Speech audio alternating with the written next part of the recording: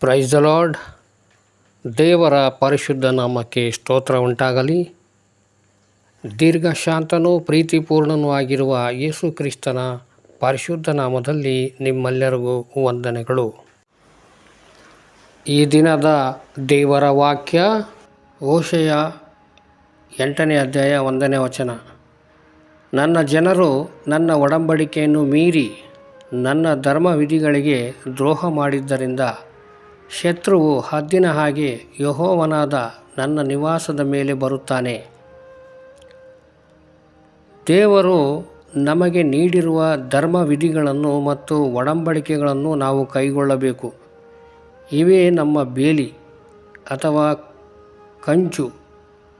ಇಲ್ಲದಿದ್ದರೆ ಶತ್ರುವು ಹದ್ದಿನಂತೆ ನಮ್ಮ ಮೇಲೆ ಬಂದು ನಮ್ಮನ್ನು ಹಿಡಿದುಕೊಂಡು ಹೋಗುತ್ತಾನೆ. ನಾವು ಅವನ ಬಾಯಿಗೆ ತುತ್ತಾಗುತ್ತೇವೆ. ಸಹೋದರ ಐಕ್ಯವಾದಂಥ ಬೇಲಿ. ಕೀರ್ತನೆಗಳು 133:1. ಆಹಾ, ಸಹೋದರರು ಒಂದಾಗಿರುವುದು ಎಷ್ಟೋ ಒಳ್ಳೆಯದು, ಎಷ್ಟೋ ರಮ್ಯವಾದದ್ದು. ದೇವರು ನಮಗೆ ನಂಬಿಕೆಯ ಸಹೋದರರನ್ನು ಬೇಲಿಯಾಗಿ ನೀಡಿದ್ದಾರೆ. ಯಾವ ಕಾರಣಕ್ಕೂ ಈ ಐಕ್ಯವು ಒಡೆದು ಹೋಗದಂತೆ ನಾವು ಬಹು ಎಚ್ಚರಿಕೆಯಿಂದ ಇರಬೇಕು. ಈ ಐಕ್ಯತೆಯು ಹೊಡೆದು ಹೋದರೆ ನಮ್ಮ ಬೇಲಿಯು ಹೊಡೆದು ಹೋಗುತ್ತದೆ. ಅಷ್ಟು ಮಾತ್ರವಲ್ಲದೆ ನಮ್ಮ ಜೀವಿತ ಕಾಲವೆಲ್ಲ ನಾವು ಪಡೆದುಕೊಳ್ಳುವ ಆಶೀರ್ವಾದಗಳನ್ನು ಕಳೆದುಕೊಳ್ಳುತ್ತೇವೆ.